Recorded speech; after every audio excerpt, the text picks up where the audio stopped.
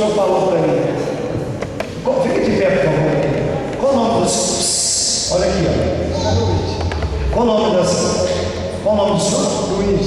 Senhor Luiz, o que aconteceu? Aconteceu que eu tenho irmão que foi para Pernambuco. E eu estava orando aqui para ele, né? Era para mim, era para ele. Aí, quando foi sexta-feira, eu liguei para ele tinha uma hernia, né? Essa hernia doía e fazia... Mas o senhor aqui na igreja, aqui na igreja, o senhor orando, o senhor estava orando por ele, né? Que é familiar. Na hora que a gente falou assim, coloca a mão no local da dor. Isso. Eu até perguntei se o senhor estava com dor no dia, não foi? Mas não era para mim, era para ele. Era para ele. Era para ele mesmo.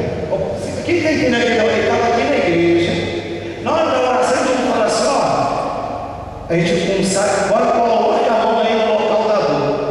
Aí eu vi ele colocar a mão, eu perguntei para ele, o senhor estava com dor? Eu disse, não é para mim não, é para o meu irmão. Foi?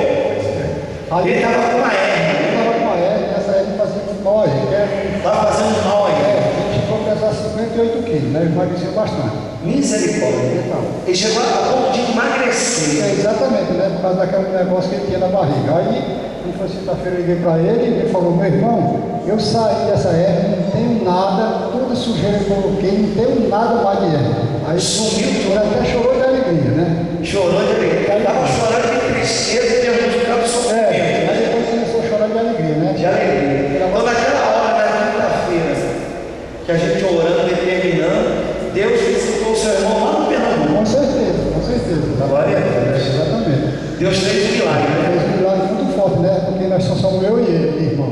Só vocês dois só. Nós dois, né? Aí, irmão, eu tenho bastante irmão. Tem mais irmão. E irmão só vocês dois. Só nós dois, né? Então ele é mais velho, então não somos muito pegados a ele, né? A gente não pode se pegar a ninguém, mas aí nós sempre tem amizade muito certa. Muita pegada, né? Então, o senhor aqui orando, Deus chamou ele lá e curou ele. Vai se encontrar. Há quanto tempo que ele estava com essa hernia? Mas doutor, ele falou que quando ele tinha 63 anos, ele não tinha nada. Mas depois que ele começou 65, começou 65. Até 63 ele não tinha nada, né? Então, nada mais de 2 anos ele estava com esse problema. Exatamente. Agora só que ele fumava né? Fumava bastante. Eu falava para ele, eu falava, pai, para de beber, fumar que se faz mal. Ele falava, não, é só uma pequenininha.